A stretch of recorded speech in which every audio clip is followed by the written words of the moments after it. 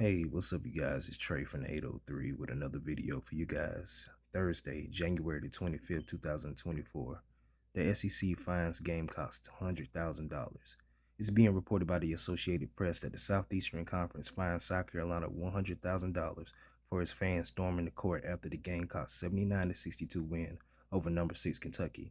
The league announced the fine Wednesday, a day after the South Carolina men's basketball team posted a win over its highest-ranked opponent at home in 14 years.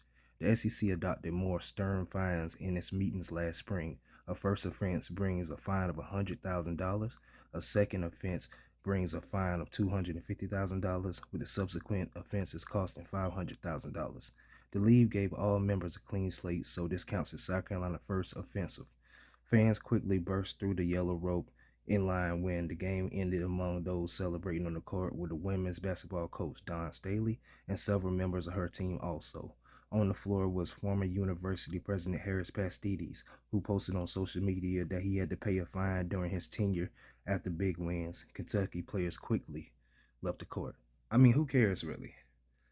In my opinion, last year when they held those meetings, the SEC, I think it's outrageous. I understand the reason, because you don't want nobody to get hurt, but that's part of the game. Even as fans, a big win like this in almost 14 years, over 14 years since the last biggest win against the highest ranked opponent, and you think that South Carolina wasn't willing to pay that fine, understanding the new rules? So it's nothing to them. I was watching the game live, and it was amazing to see that scene. South Carolina, if they ain't called, the NCAA committee attention yet, as being a good team this year, then definitely that win against Kentucky. Kentucky, I've said it to not just friends and family, I've said it to other people I know that Kentucky was overrated going into that game. I said this year it seems like the SEC is sought up for Carolina to win. They were picked last, and I chuckled that even Lamont Paris on his SEC you know, media days, knew what kind of team he had. This team gels together. This team has shooters. This team has guys that can get that big shot. Jacoby Wright is one of them as well, which I feel like he don't get enough credit for the big shot. BJ Mack, Talon Cooper. Hell, even Josh Gray coming off the bench went toe-to-toe with them bigs for Kentucky and showed a whole different side of finesse.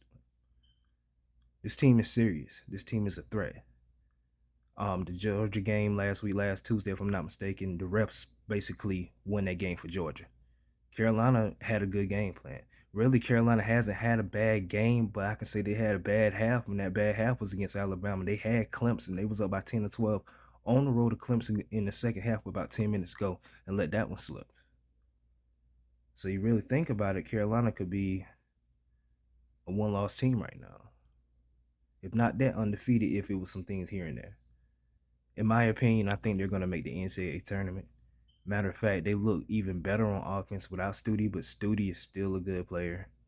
Still, I feel like he needs to take his time and get 100% healthy, and they could be even more legitimate in making the NCAA tournament, making a run. Will it be a Final Four run like it was years ago in the Frank Martin? I don't know. Time will tell. But let me know what you guys think in the comment section